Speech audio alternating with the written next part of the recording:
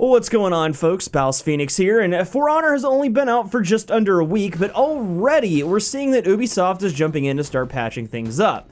In an official forum post from Eric Pope, community manager, he says, "We're excited to see that our game is finally out there and that players are enjoying their time on the battlefield.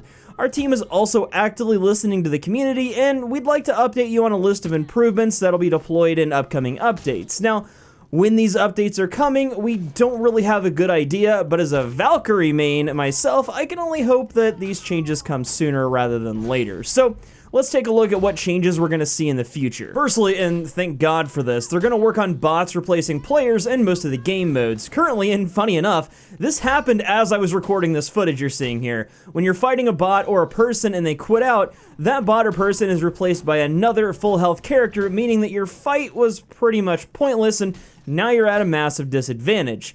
With the incoming change, when a player dies or leaves, he or she will be replaced with a dead bot that respawns the next round. This will be insanely awesome because I can't tell you how many times I've killed someone only to have them respawn as an angry bot dead set on vengeance. I can't wait to see this one in effect. Next up, though, is a change to the Conqueror and the Berserker. As this stands now, if you're playing one of these two characters and your opponent blocks a light attack from you, they get to combo into a free guard break. Ubisoft is planning on fixing this because, Jesus, that's both frustrating and OP as hell. So, if you're a Conk or a Zerker main, there are good things coming your way. Third on the chopping block is the Peacekeeper, everyone's favorite stabby character. Since the release of this game, her guard break and stab ability has been bugged. In the alphas and betas, if you got 3 stabs in when you did a guard break, it would apply bleed 3 times. Currently, only the first stab in that chain applies bleed.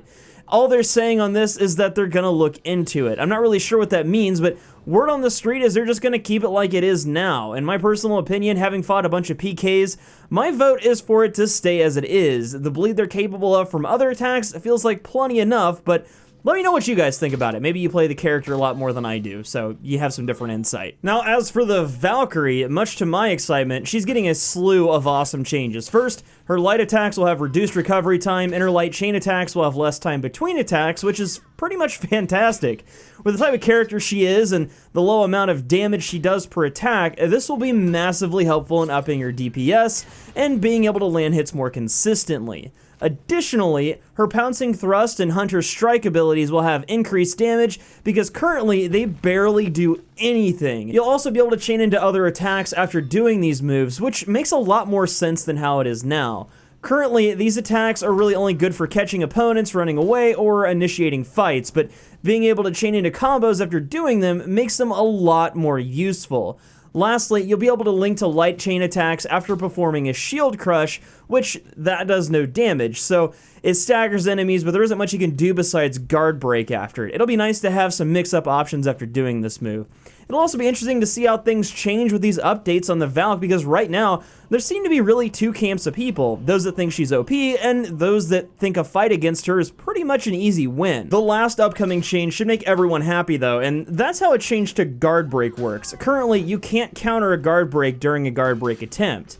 In the beta, if both fighters tried guard breaking at the same time, they'd just bounce off one another. Now, depending on the timing, someone always gets the guard break no matter what, and it's pretty horrendously annoying.